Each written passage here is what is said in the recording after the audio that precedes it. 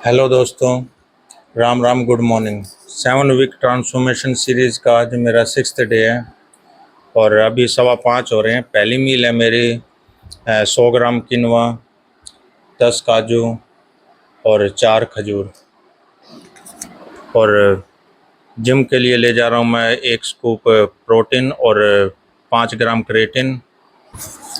First meal complete. हम मिलते हैं जिम में।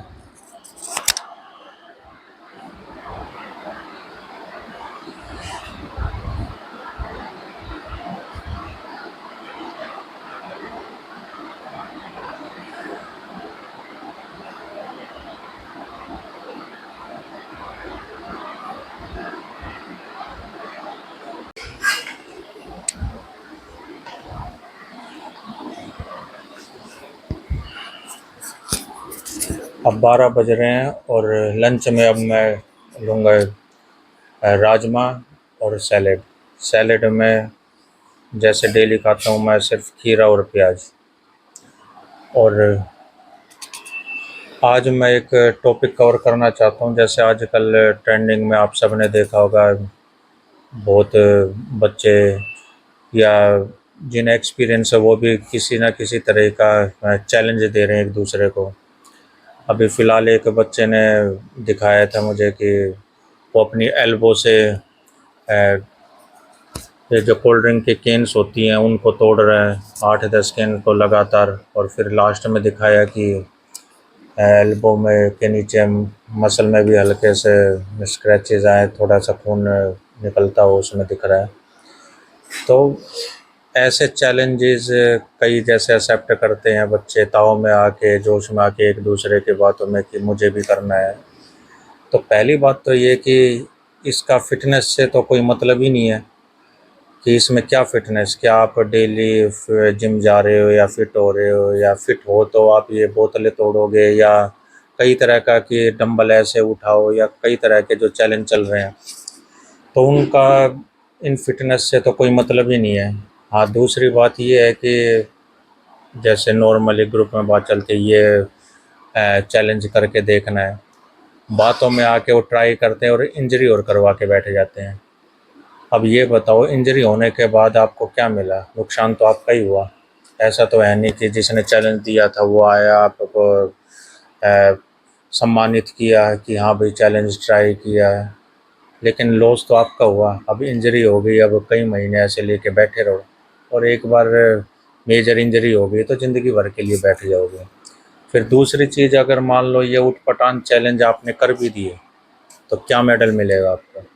तो फालतू में रिस्क लेना इन सब चीज़ों के लिए तो सिंपल जो अपने एक्सरसाइज करो, अच्छा खाओ। और अगर आपको लगता भी है कोई चैलेंज, पुशअप का, मतलब जो भी एक डिसेंट चैलेंज है, तो उसको पूरा करने के लिए पहले आप अपने बॉडी को उस लेवल का बनाओ, अपने ट्रेनर से कंसल्ट करो कि मैं ये कर सकता हूँ या ये करना है तो कैसे स्टेप बाय स्टेप वहाँ तक मैं पहुँच। अपने हर मसल को अच्छे से ट्रेन करो, और या उस चीज़ पे फोकस जो आपके डेली लाइफ में यूज़ होती हैं, उन्हीं चीज़ों पे, उन्हीं एक्सरसाइज पे या उन्हीं मसल्स पे फोकस करना है। ऐसे नहीं है उठ-पटांग किसी ने भी कुछ बोल दिया और वो ट्राई करो। ऐसे मेरे आसपास के बहुत जानकार है, किसी को ये चैलेंज के चक्कर में या वैसे ही जोश में आके, जैसे कई बच्चे ग्रुप में खड़े होकर चढ़ा देते हैं कि ये कर, या इतने, किसी के लोअर बैक में दिक्कत हो गई, किसी के शोल्डर में, किसी के एल्बो, किसी के, मतलब हर जॉइंट में कहीं ना कहीं। और ऐसे बहुत एग्जाम्पल है, बहुत जानकार हैं। तो किसी के जोश में बातों में आने का क्या फ़ायदा? किसी का तो कुछ नहीं गया, नुकसान तो आपका ही हुआ। और एक बार इंजरी हो जाती है तो आपको पता है कि अगर जो मेजर इंजरी हो गई तो कितना टाइम लग जाता है, और फिर भी एक मन में डर तो बैठा ही रहता है कि कहीं दोबारा ना हो जाए। तो इसलिए किसी की बातों में मत आओ, और ज़रूरी नहीं है ये सब चीज़ें। मैं किसी के कंटेंट को गलत नहीं बता रहा, जिसका ये जैसी समझ है वो वैसा बना रहा है। मैं ना किसी का नाम ले रहा, ना कुछ।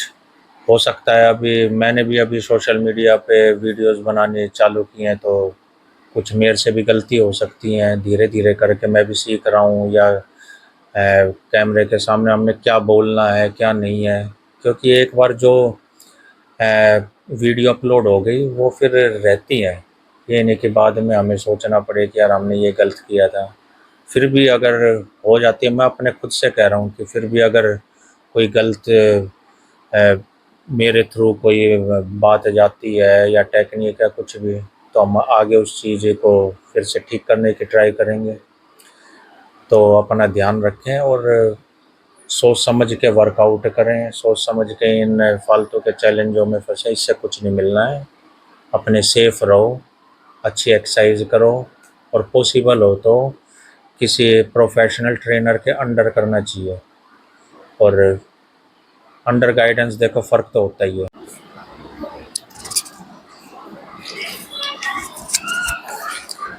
अब 2:30 बजे हैं, थोड़ी देर 1-1.5 घंटा सो गया था और अब प्री वर्कआउट लेके वर्कआउट करने के लिए जिम में जाऊंगा।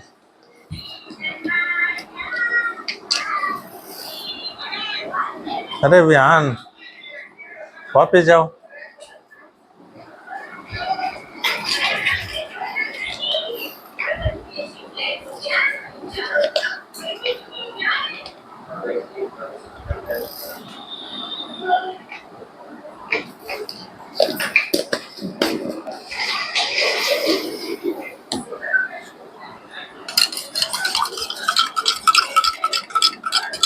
पोस्ट वर्कआउट के लिए सेम 1 स्कूप प्रोटीन और 5 ग्राम क्रेटिन।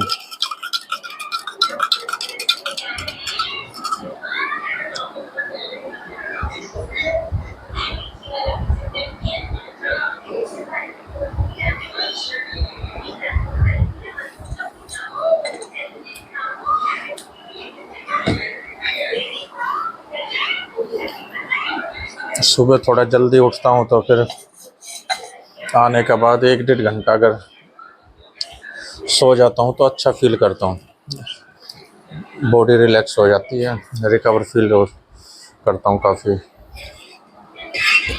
नहीं तो लगातार वैसे लगे रहो आप तो बॉडी टूटी टूटी सी रह जाती है।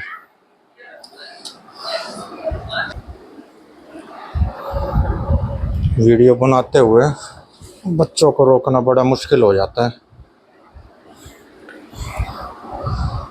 सबसे पहले तो 1-2 वीडियो उनकी बनानी पड़ती है, उसके बाद शांति से बैठते हैं। नहीं तो पहले कहते हैं पापा हमारी वीडियो बनाओ।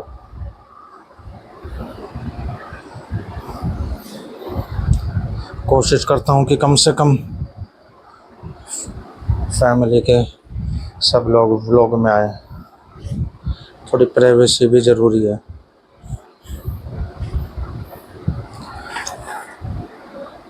मिलते हैं अब जिम फ्लोर पे। डे 6 वर्कआउट कंप्लीट आज का, और वर्कआउट के बाद 10 मिनट मैंने आराम से रेस्ट किया। अब प्रोटीन पीऊँगा पोस्ट वर्कआउट में, और लड़का अंडे लेने के लिए गया बाहर, तो 15-20 मिनट के बाद 5 उबले हुए अंडे खाऊंगा पोस्ट वर्कआउट में।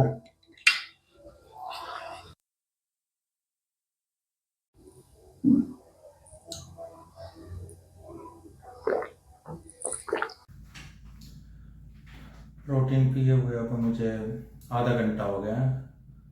अब बॉइल्ड 6 अंडे खाऊंगा मैं।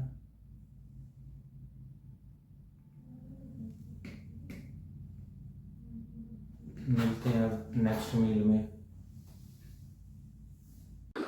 7 वीक ट्रांसफॉर्मेशन सीरीज़ का आज मेरे 6th डे की लास्ट मील है बॉइल्ड स्प्राउट्स और एक बाबू गोसा। स्प्राउट्स ज़्यादातर आप या तो बॉइल्ड खाएं या फिर स्टीम्ड स्प्राउट्स खाएं, क्योंकि ये इजीली डाइजेस्ट हो जाता है फिर, और जो अपनी बॉडी में अच्छे से डाइजेस्ट होती हैं चीज़ें वही लगती। तो 6th डे का आज एंड यहीं करते हैं। आई होप आप सबको मेरी डाइट जो भी मैं ले रहा हूँ वो अच्छे से क्लियर समझ आ रहा है, और अपनी तरफ से पूरी कोशिश करता हूँ कि सिंपल तरीके से वीडियो बनाऊँ, ज़्यादा उटपटांग कुछ नहीं, कि बस आपको मेन है डाइट समझ आनी चाहिए। और अभी फोकस सिर्फ ट्रांसफॉर्मेशन पे है, तो सिर्फ वर्कआउट और डाइट। तो मिलते हैं कल सुबह नए दिन के साथ। Keep watching, keep supporting. Thank you. Ram Ram.